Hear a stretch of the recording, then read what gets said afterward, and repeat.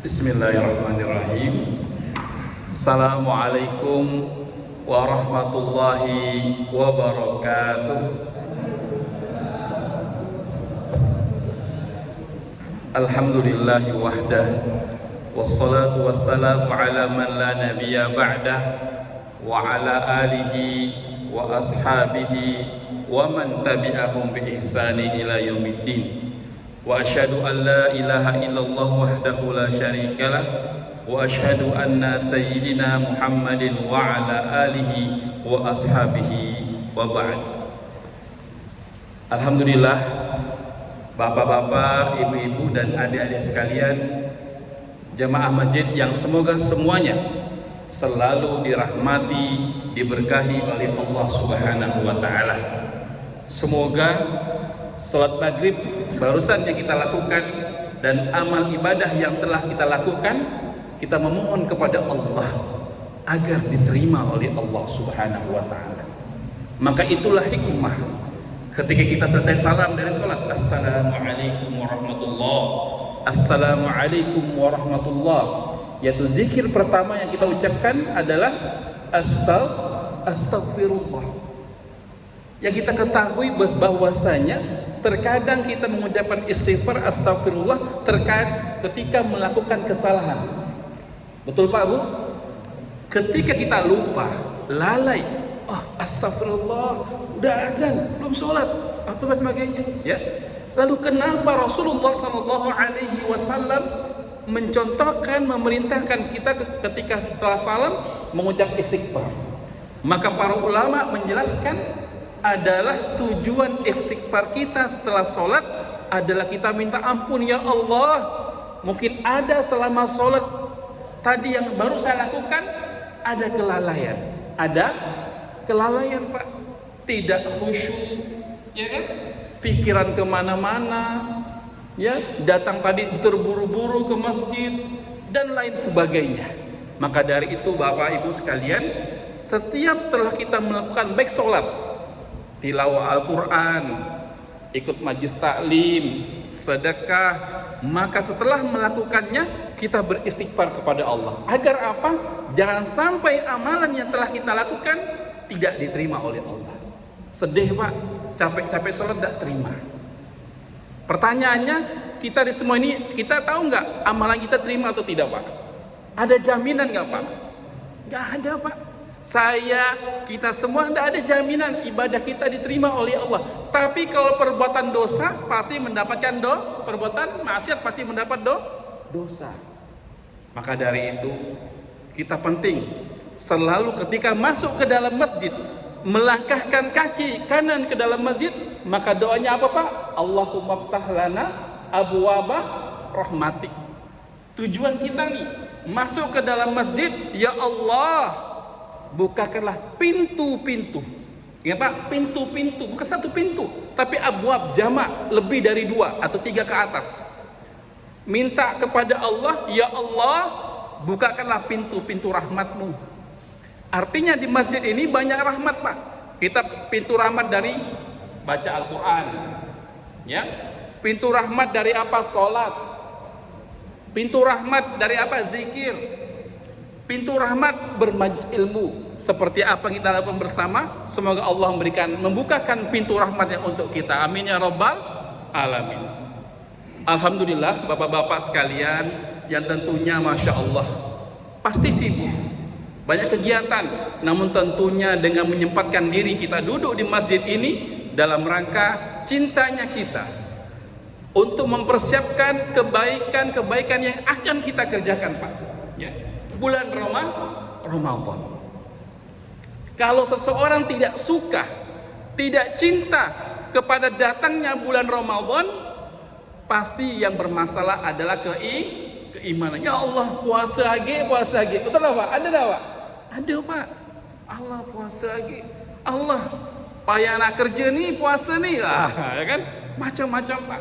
Ya. Maka kita semoga kita berdoa kepada Allah, kita termasuk orang yang mencintai datangnya bulan Ramadan sebagaimana Allah dan Rasulnya, ya, dan Rasulullah SAW mencintai datangnya bulan Ramadan, ya. Kenapa? Maka dari itu Orang yang tidak mencintai bulan Ramadan ada beberapa faktor, Pak. Yang pertama, yaitu jelas lemahnya iman. Yang kedua apa? Dia tidak mengetahui keutamaan di bulan Ramadan. Bisa jadi dia semangat, namun Ramadan ngapain aja ya? Masa puasa aja gitu kan? Maka dia harus mengetahui apa saja keutamaan bulan Ramadan itu. Ya. Maka kita tahu bersama sebagaimana sabda Rasulullah sallallahu alaihi wasallam dalam hadis riwayat Imam Ahmad dan An-Nasa'i menjelaskan, telah datang kepada kalian, qad ja'akum, telah datang kepada kalian bulan Ramadan. Bulan Ramadan. Apa itu bulan Ramadan, Pak?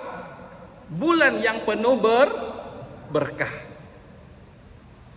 Allah mewajibkan atas kalian puasa di dalamnya. Hadis sahih. Hadis yang mulia ini Bapak Ibu sekalian yang dirahmati oleh Allah, Rasul sudah menjelaskan akan datang atau telah datang, qad ja'akum, telah datang kepada kalian bulan Ramadan yang penuh berkah. Apa arti berkah, Pak? Berkah. Ulama menjelaskan berkah itu adalah ziyadatul fadl, tambahan keutamaan, tambahan fadilah, Pak. Sebagai contoh, Pak, ada orang gajinya sama, mungkin sama-sama sebulan dapat 3 juta atau 5 juta. Namun yang si A ini gajinya sama dan juga tidak ada kegiatan lain, sama semuanya, gajinya sama. Namun yang si A ini merasa kurang terus. Dan si B ini dengan sama merasa cukup bahkan lebih. Ada nggak seperti ini, Pak? Banyak, Pak. Inilah disebutkan dengan keberkahan, Pak. Ya, ada mungkin jabatannya sama, jabatan atau rumahnya sama, rumahnya besar, 3 tingkat, 4 tingkat. Namun yang satu betah di rumahnya, masya Allah. Yang satu nggak betah di rumah, Pak. Ada nggak, Pak? Banyak. Walhasil dia lebih banyak keluar, ngajak anak istrinya jalan, sering keluar, tidak betah di rumah, panas. Kenapa? Inilah disebut dengan keberkahan. Maka kita, Pak, tidak usah iri, Pak. Tidak usah iri. Dalam masalah dunia ini tidak perlu iri, Pak. Kenapa? Bisa jadi yang lebih kaya daripada kita, hidupnya tidak jaminan lebih bahagia daripada kita, Pak. Lebih kaya, lebih pendidikannya tinggi, tidak jaminan, Pak. Tidak jaminan bahwa hidupnya lebih bahagia daripada kita yang hari ini mungkin habis makan tuh hari ini, besok mau kerja lagi beda makan, Pak. Nah, ini disebut dengan apa itu keberkahan? Tambahan keutamaan atau ketambahan fadilah. Maka Ramadan adalah bonus dari Allah, Pak. Bonus. Kenapa bonus? Karena Allah tahu betul kita ini lemah, Pak. Umur kita ini pendek. Umur umat ini, umat Nabi Muhammad SAW dalam sabdanya, a'maru ummati ma baina sittin wa sab'in wa qalilun aksaru min dzalik. Kata Nabi ini, Pak, umur umatku, yaitu kita, Pak, umur umatku antara 60 sampai 70 tahun. Wa qalilun, kata Nabi, dan sedikit di antaranya mereka yang lebih daripada itu. Artinya apa? Kebanyakan 60 sampai 70 atau bahkan tidak nyampe, Pak. Memang ada 80, 90, 100, namun tidak banyak. Coba, Pak, yang 70 lah, kita ambil 70. Kita bandingkan dengan umur umat terdahulu. Contohnya umurnya umat Nabi Nuh. Berapa umurnya, Pak? Allah Subhanahu wa taala berfirman, wa qad arsalna nuhan ila qaumihi falabisa fihim alfasanatin illa khamsina ama.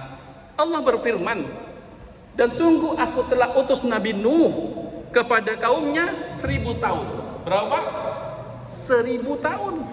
Illa khamsina ama, 1000 tahun kurang 50 tahun. Artinya berapa?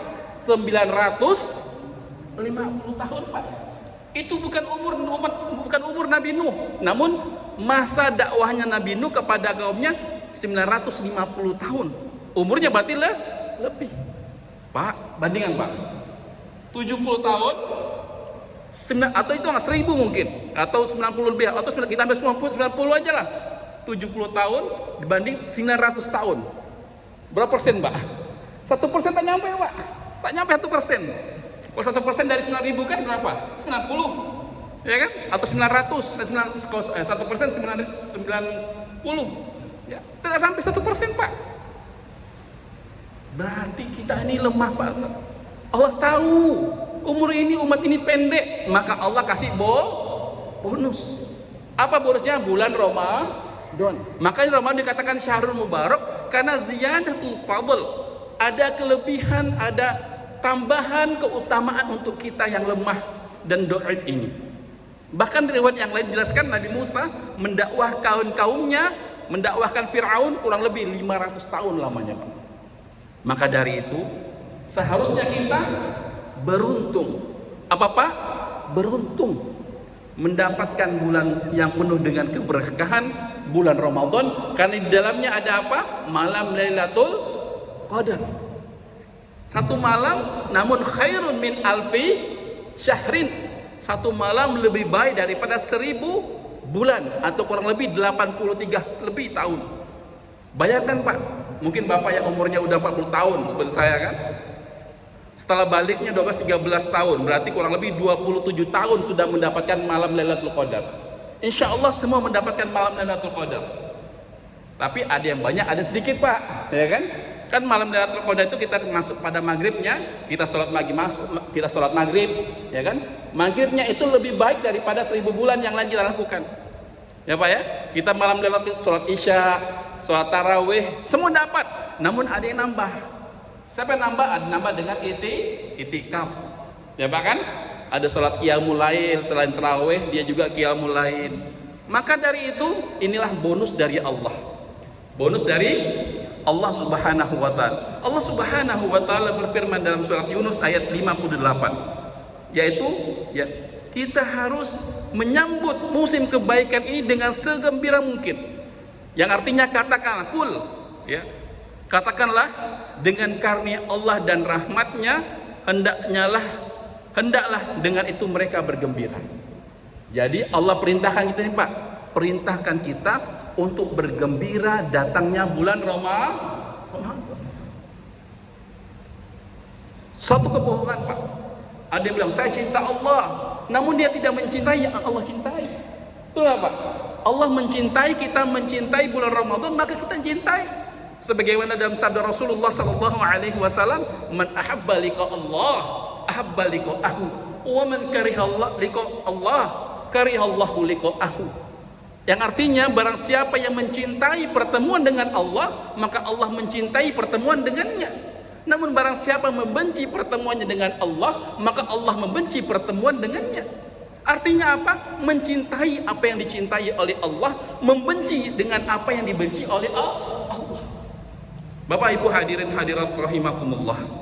Maka poin pertama nih, Pak, pembahasan kita pada malam hari ini dalam menyambut bulan suci Ramadan adalah apa? Harus betul-betul sadar, kita harus sadar, sesadar-sadarnya kita butuh bulan Ramadan. Kita butuh bulan Ramadan, Pak. Ada gak di antara kita nih, Pak, yang tidak ada dosa, Pak? Angkat tangan, Pak. Yang merasa tidak ada dosa, angkat tangan. Tidak ada, Pak, ya kan? Tidak ada di antara kita nih tak merasa memiliki dosa. Memang ada dosa kecil, dosa besar, ya pasti banyak kesalahan kita nih, Pak, yang tidak tahu, mungkin kita belum bertaubat dengan Allah sebetul-betulnya, Pak. Makanya kita yang hamba yang lemah banyak dosanya ini, maka wajib membutuhkan bulan Ramadan, yaitu bulan ampunan, syahrul maghfirah. Banyak, Pak, banyak sekali keutamaan bulan Ramadan, syahrul maghfirah, bulan yang dibukakan pintu surga selebar-lebarnya, Allah tutup pintu surga neraka serapat-rapatnya, Allah belenggu syaitan, dan banyak sekali keutamaan, ya Bapak-bapak sekalian, yang mungkin keutamaan sudah sering kita dengar. Betul lah, Pak?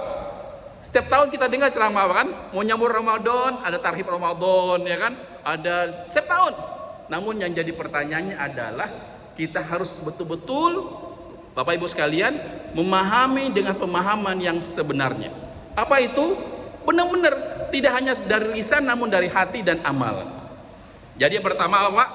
Pertama adalah kita harus meyakini kita ini butuh Ramadan, bukan Allah butuh kita, bukan Ramadan yang butuh kita. Yang pertama, ya, maka yang harus kita lakukan agar mendapatkan maksimal di bulan Ramadan, Pak, Yang pertama adalah langkahnya membersihkan hati, Pak.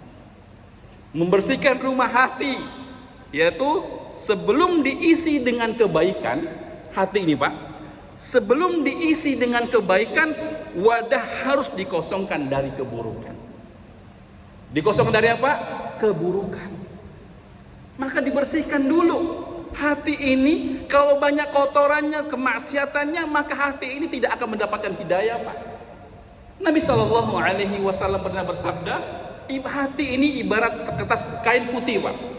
Kain putih, ketika seseorang bermaksiat, maka Nabi SAW bersabda, nukita nuktatan sauda. Maka ketika dia bermaksiat, ada titik noda hitam di kain putih tersebut. Bermaksiat lagi, nambah lagi.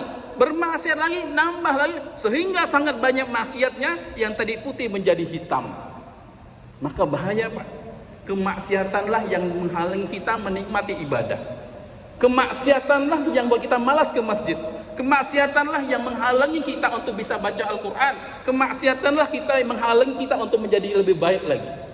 Bukan karena orang lain, Pak, namun karena diri kita sendiri yang melakukan banyak kemaksiatan.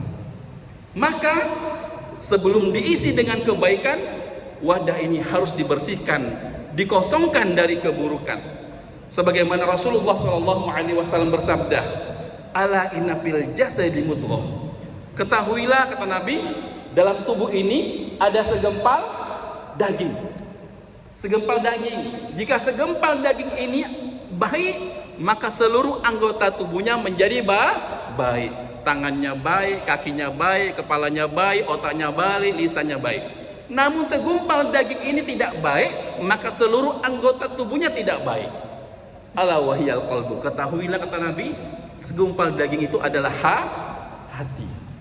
Hati, Pak. Semua ini tergantung pada hati kita.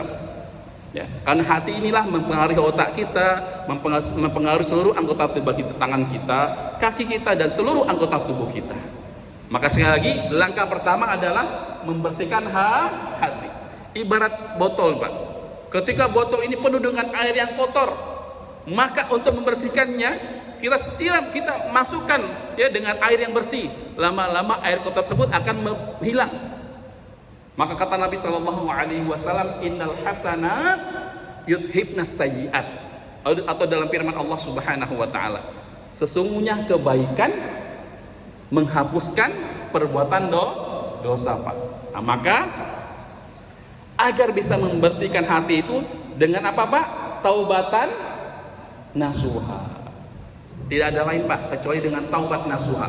Taubat yang sungguhnya ya, adalah agar Ramadan lebih bermakna, maka kita harus bertaubat dengan taubatan nasuha. Ini adalah ya, saatnya membuka pintu keberkahan dengan pengakuan salah. Nah, ini penyakit, Pak. Kadang orang berbuat salah tapi tidak ngaku salah. Betul nggak, Pak? Ada nggak, Pak? Dia berbuat salah tapi tidak ngaku salah. Gampang tuh. Cuma sedikit. Ya, ada aja. Setan itu buat dia tidak apa-apa, salah, ya kan? Padahal jelas-jelas sudah salah. Rasulullah, Allah Subhanahu wa taala berfirman dalam surat At-Tahrim ayat ke-8, ya ayyuhalladzina amanu tubu ilallahi taubatan nasuha. Wahai orang-orang yang beriman, bertobatlah kepada Allah dengan taubat yang sebenar-benarnya. Bahkan, Pak, Nabi ada dosa enggak, Pak? Ada dosa Nabi, Pak? Tak ada, Pak. Nabi tak ada dosa. Kenapa tak ada dosa? Karena Allah jelas menjamin Rasulullah telah menghapuskan dosa yang telah lalu dan dosa yang akan datang. Tidak ada dosa, Pak. Namun apa yang dilakukan Nabi? Nabi itu dalam hadis riwayat Bukhari menjelaskan, wahai manusia, Nabi bersabda nih, Pak, wahai manusia, bertobatlah kepada Allah dan minta ampunlah kepadanya, karena aku, kata Nabi, bertaubat dalam sehari 70 kali sehari, Pak. 70 kali, Pak.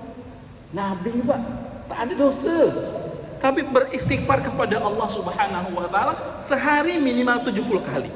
Astagfirullahaladzim, 70 kali, Pak. Nabi nih, Pak. Maka bagaimana dengan kita yang banyak dengan dosa? Seandainya dosa ditampakkan oleh Allah, mungkin tadi orang yang menghormati kita jadi orang yang pertama menghindar kita. Betul nggak, Pak? Bisa jadi Orang saat ini, anak kita, istri kita, teman kita, tetangga kita masih menghormati kita karena Allah tidak tampakkan dosa kita, Pak. Makanya jangan sombong. Kita hormat. Padahal Masya Allah. Maka kata para ulama, dosa seandainya dosa itu dibuat seperti bau kentut, misalkan tidak ada orang dekat sama kita, Pak. Maka dari itu tidak perlu kita sombongan, Pak. Tidak perlu kita sombong. Dunia, harta, amal, apalagi amalan, Pak. Amalan ini kalau sombong kan hilang, akan hilang, tidak ada pahala, Pak. Ya, maka yang pertama yang harus kita lakukan adalah membersihkan hati, yaitu menjaga hati dari penyakit tersembunyi. Ya. Hati ini, Pak, ada penyakitnya. Di antara penyakit hati adalah, ya, atau Nabi SAW menjelaskan bahwa Ramadan bukan hanya menahan lapar dan dahaga, namun sia-sia seseorang berpuasa jika hatinya masih menyimpan penyakit. Ya, bahkan dalam sabda yang dalam hadis yang lain riwayat Bukhari, barang siapa yang tidak meninggalkan perkataan dusta dan perbuatan dosa, Pak? Dia puasa tapi suka ngomong bohong, ya Pak kan? Dia puasa namun suka berdosa. Puasa nak sholat, ya kan? Puasa ambil hak orang lain, puasa namun maksiat yang lainnya. Maka apa? Dengar Pak, kita sama-sama dengar Pak, biar kita tidak terjadi seperti ini. Apa kata Nabi? Maka Allah, orang yang puasa tadi kayak tadi itu, maka Allah tidak butuh ia meninggalkan makan dan minumnya. Artinya apa Pak? Allah tidak butuhkan puasa ini. Padahal kita ketahui bersama, asyamu li wa ana ajzibi. Puasa itu untukku dan aku yang akan membalasnya, kata Allah. Namun apa? Allah tidak butuh puasanya orang yang berbuat dosa. Allah tidak butuh puasanya orang yang suka berdusta. Maka dari itu hati ini ada penyakitnya, dan di antara penyakit hati yang harus kita hindari adalah pertama adalah hasad. Hasad Pak, dengki. Senang lihat orang susah, ya Pak kan? Senang lihat orang susah lihat orang senang. Degil, itulah Pak. Degil, ya kan? Tak bisa lihat temannya enak, tak bisa tidur sehari semalam Pak, lihat temannya dapat enak, ya kan? Hasad Pak. Tak ada ya, bahkan dia berdoa, yalah, walaupun dia tidak mendapatkan apa-apa, dia lebih baik berdoa, semoga nikmatnya akan hilang. Walaupun saya nggak dapat, tidak apa-apa, kata gitu. Saking hasadnya Pak, saking dengkinya Pak. Ini ngeri Pak, hasad. Sebagaimana yang dilakukan oleh siapa Pak? Iblis Pak. Hasad kepada Nabi Adam alaihissalatu wassalam. Apa hasadnya? Enak-enaknya Nabi Adam, ya kan? Enak, Masya Allah, dengki pada Nabi Adam. Padahal diciptakan dari tanah dan iblis diciptakan dari nur, ya kan, cahaya. Namun Adam enak, dapat masuk surga, bahkan. Maka hasad dengki, walhasil iblis menggoda Nabi Adam dan istrinya dengan menyuruh makan buah khuldi, buah yang padahal buah itu bukan buah khuldi sebenarnya. Buah yang kata iblis itu, barang siapa yang memakannya akan kekal di surga. Padahal tidak begitu Pak. Kata Allah tidak boleh makan, ya. Kebalikannya, yang tidak makan maka kekal, yang makan tidak kekal. Ini disebut para ulama talbisul iblis, yaitu penyesatan iblis. Yang benar dikatakan salah, yang salah dikatakan benar. Ini ngeri Pak zaman sekarang Pak. Betul nggak Pak? Ngeri Pak, ya. Apalagi dengan media sosial konten, video dipotong-potong, ya kan? Foto dipotong-potong. Tujuannya apa? Membenarkan yang salah atau mensalahkan yang benar. Nah, maka hasad dengki bahaya Pak. Maka dari itu sebelum masuk bulan Ramadan, hilangkan sejauh-jauhnya hasad kepada saudara-saudara kita, keluarga kita, teman kita. Kenapa? Hasad itu kata Nabi akan memakan amalan kita seperti daun yang termakan oleh api. Daun kering Pak. Kita lihat Pak, cepat sekali Pak. Daun kering Pak, ketika kena api cepat sekali habisnya. Begitu juga hasad akan memakan amalan ibadah yang kita kerjakan. Yang kedua adalah dendam. Dendam Pak. Ini ngeri Pak, dendam Pak. Betapa banyak orang yang ini tidak tenang hidupnya gara-gara dendam. Banyak Pak. Dendam ini bahaya. Kenapa? Kenapa dia dendam? Tadi dia selalu berharap dari manusia. Saya akan maafkan kalau dia minta maaf. Padahal itu kan? Padahal tidak boleh Pak. Kita maafkan bukan karena manusia, karena Allah. Manusia pun ketika dimaafkan, berulah lagi, betul enggak Pak? Udah dimaafkan nih, udah minta maaf, datang maaf ya, maaf. Setelah itu berulah lagi. Makanya tidak boleh memaafkan niatnya karena manusia. Memaafkan karena perintah dari Allah. Maka kita tidak akan menyesal. Kalau dia memaafkan karena manusia, akan menyesal. Kok nih udah minta maaf masih makan? Namun karena Allah tidak akan menyesal, maka dendam haruslah hindari sejauh-jauhnya Pak. Salah orang lagi, kita juga salah Pak. Betul lah Pak. Orang buat salah, kita pun salah. Cuman itulah manusia tuh pandai dia melihat orang. Tadi kan ada pepatah, gajah semut di seberang lautan kelihatan, gajah di pelupuk mata tidak kelihatan. Betul Pak, betul. Ini pepatah ini tidak mungkin ngade-ngade. Ya, kenapa? Itulah tabiat manusia. Suka menilai orang, suka melihat kesalahan orang, padahal dia sudah berlumur dengan dosa. Maka inilah penting kita, Bapak Ibu hadirin hadirat, jauhkan. Yang kedua adalah dendam. Ampun, maafkan. Kenapa? Allah pun juga Maha Pemaaf. Yang ketiga, yaitu kita harus tinggalkan sejauh-jauhnya riya, Pak. Riya, ingin dipuji.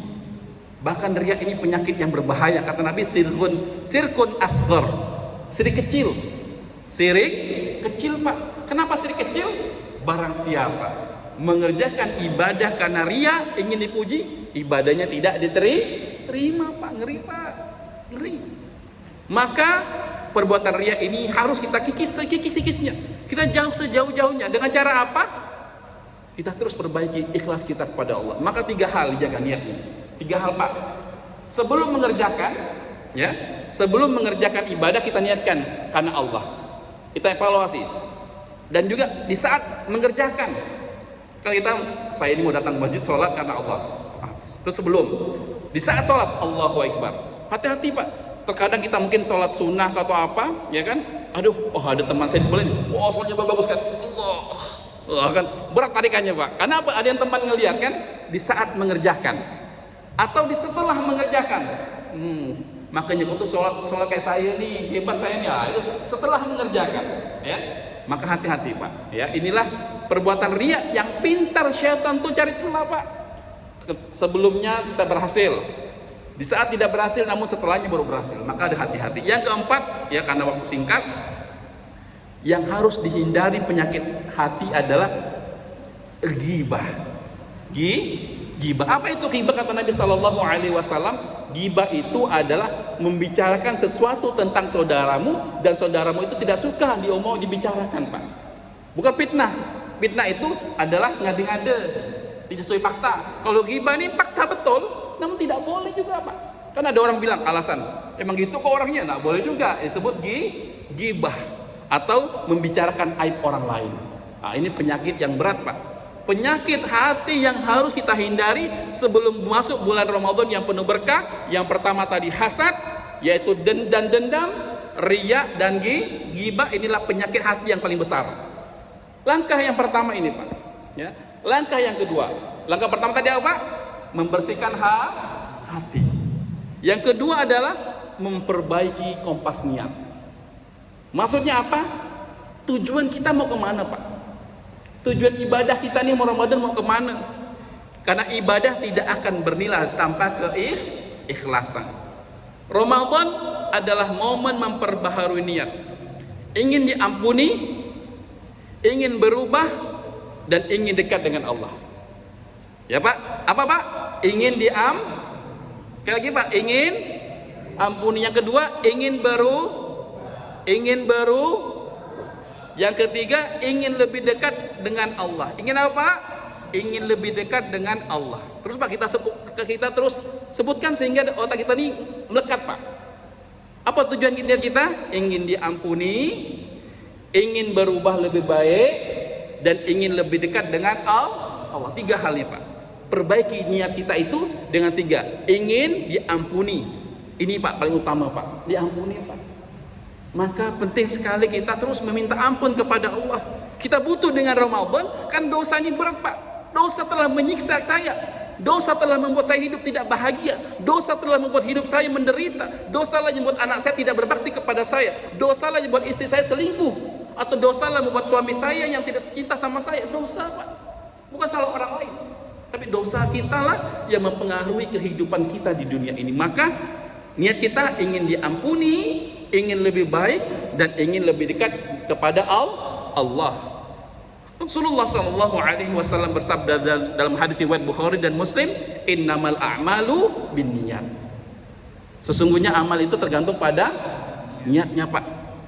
Maka kata Nabi sallallahu alaihi wasallam, man shoma ramadhana imanan wa ihtisaban ghufira lahu ma taqaddama min dzambih. Hadis riwayat Bukhari dan Muslim.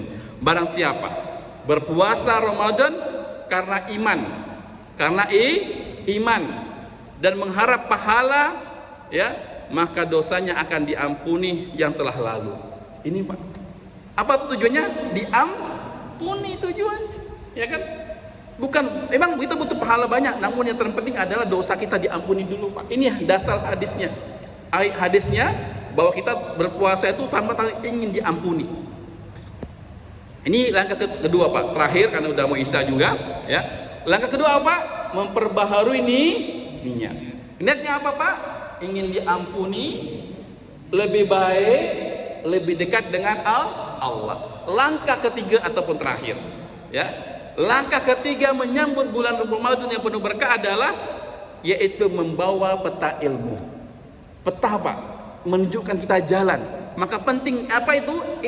Ilmu, Pak.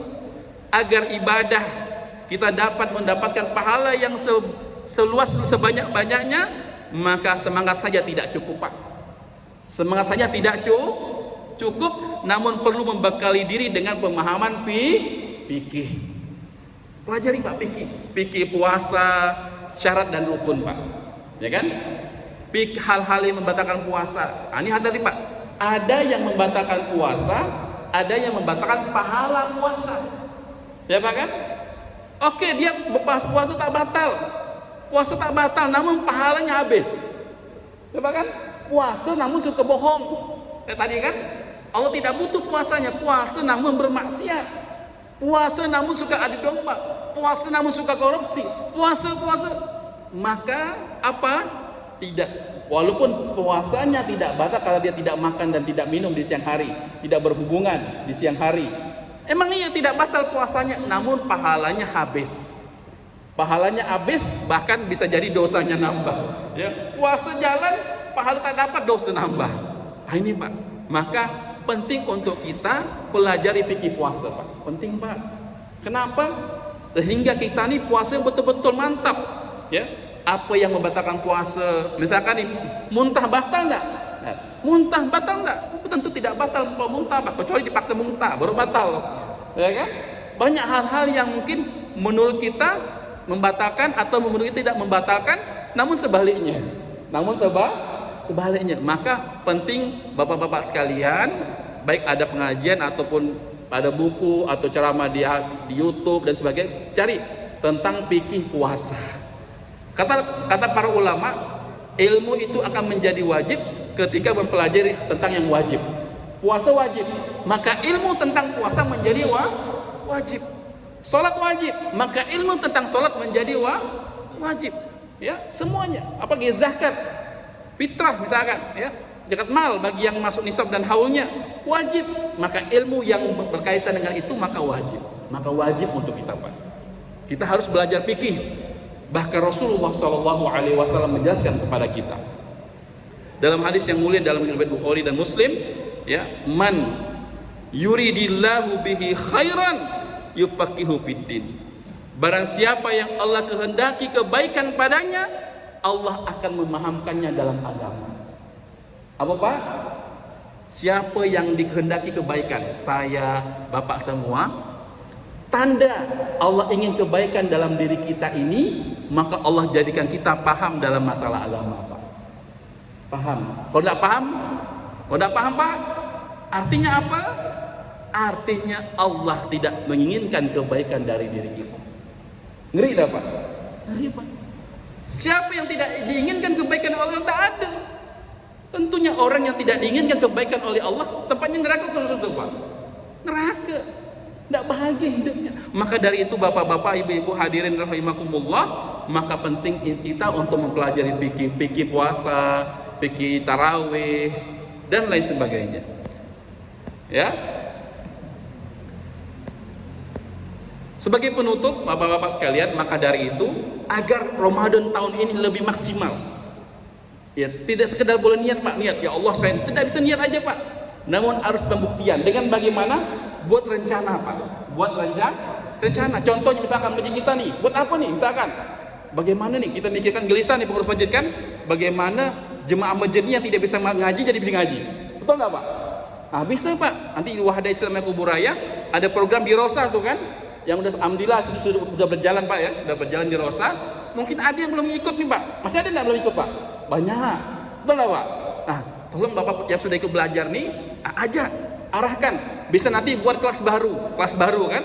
Kelas baru, ya, enggak apa-apa di Ramadan ini diseringkan apa-apa. Ya kan habis sholat subuh kan, atau setelah tarawih kan tadarusan tuh. Nah, yang boleh ngaji, yang belum bisa ngaji tadarusan juga belajar ngaji, ya kan? Nah, ini boleh, Pak, direncanakan, Pak. Insyaallah Wahda Islamiyah Kuburaya siap untuk memfasilitasi bagi bapak-bapak yang belum bisa ngaji, buat perencanaan, Pak. Buat tidak bisa sekedar niat, Pak.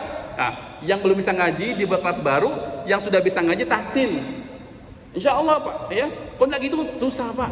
Kalau enggak dimulai dari pengurus masjid nih semangat. Alhamdulillah sudah ada jalan kan. Nah, tinggal tambah lagi, ajak lagi. Ya kadang orang malu, Pak. Nah, itu yang pertama. Yang pertama buat rencana, ya, buat program. Insyaallah Wahda Islam apa misalkan ada juga buat juga terkait fikih tadi, Pak. Boleh seminggu sekali kah, ya kan? Habis sholat subuh kah, atau apa kita kajian fikih, Pak. Boleh, insyaallah. Wahda Islam yang insyaallah saya atau pengusaha yang lain, nggak mesti dari Wahda, penting ada di masjid ini belajar fikih di bulan suci Ramadan, ya kan?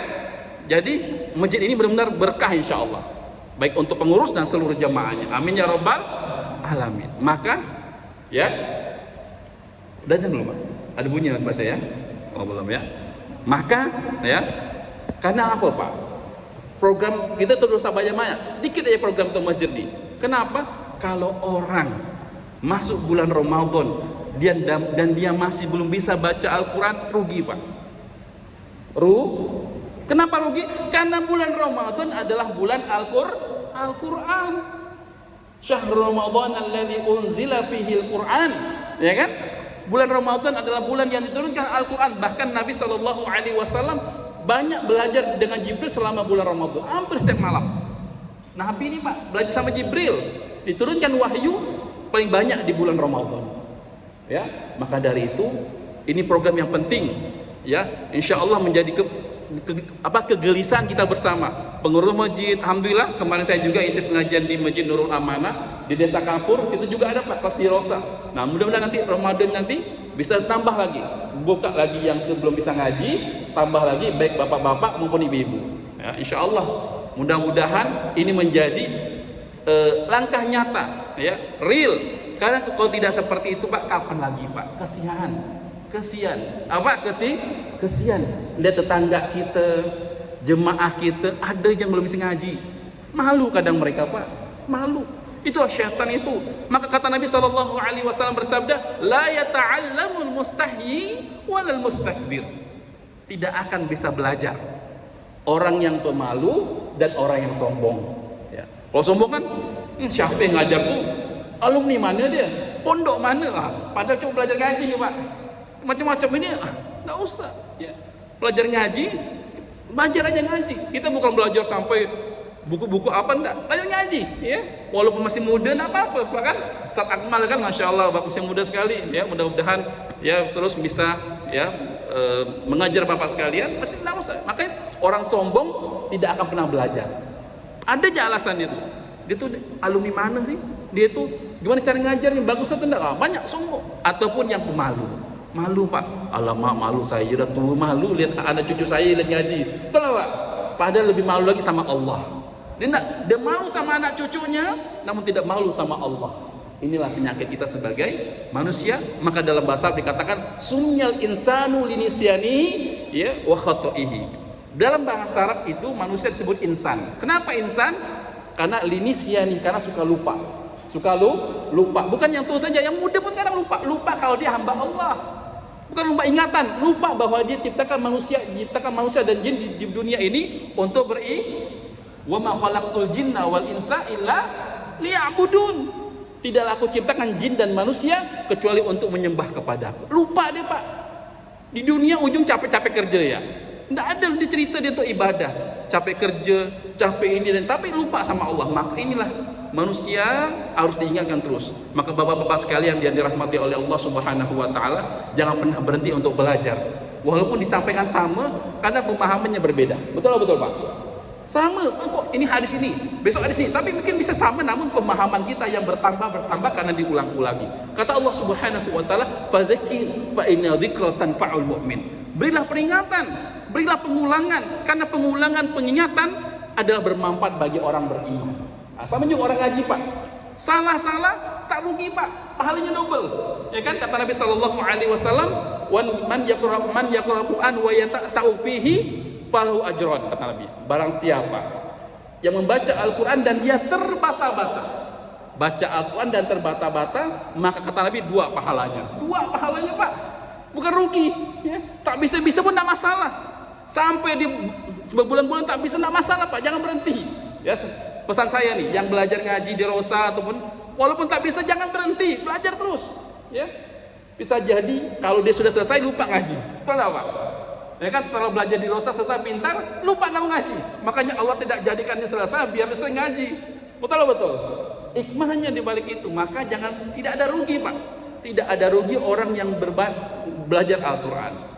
Namun tentu yang lancar, yang mahir, kata Nabi sallallahu alaihi wasallam, ma'asafaratil kiramil bararah. Maka orang yang lancar baca Al-Quran bersama malaikat tentu pahalanya lebih besar. Itulah menjadi tujuan kita. Ada peningkatan dalam agama sebagaimana dalam dunia, ya kan? Ada kuliah, ada SD, SMP, SMA, S1, S2, S3. Dalam agama tak ikut-ikutnya kita, ya kan? Tidak ada peningkatan, tidak mau ada peningkatan. Nah, mungkin itu bapak-bapak sekalian yang sama berbahagia. Sebagai penutup, sekali lagi, mudah-mudahan nanti bisa, Pak, dibicarakan, disiapkan lagi. Wadah Islamiyah Kubra insya Allah siap membantu. Misalkan ada nambah kelas lagi, ataupun nanti kita buat masalah terkait dengan masalah hati tadi kan, memberikan tazkiyatun nufus, kita memperbaiki hati dalam penyakit hati tadi, ataupun masalah fi, insya Allah mudah-mudahan nanti diberikan kemudahan dan kelancaran oleh Allah Subhanahu wa taala. Ya, mungkin sebelum ditutup mungkin ada yang bertanya, silakan. Mungkin belum ada Nisa, Pak ya. Oh, udah masuk, Pak. Oh, Masya Allah. Baiklah, terima kasih bapak-bapak sekalian. Mohon maaf jika ada kata salah dari saya. Yang benar hanya datangnya dari Allah Subhanahu wa taala. Kita dengan doa kafaratul majlis, subhanakallahumma wa bihamdika asyhadu an la ilaha illa anta astaghfiruka wa atubu ilaik wa usolli wa usallimu ala nabiyina Muhammadin wa ala alihi wa sahbihi wasallam wa akhiru da'wana alhamdulillahirabbil alamin. Wassalamualaikum warahmatullahi wabarakatuh. Alhamdulillah. Terasa ya.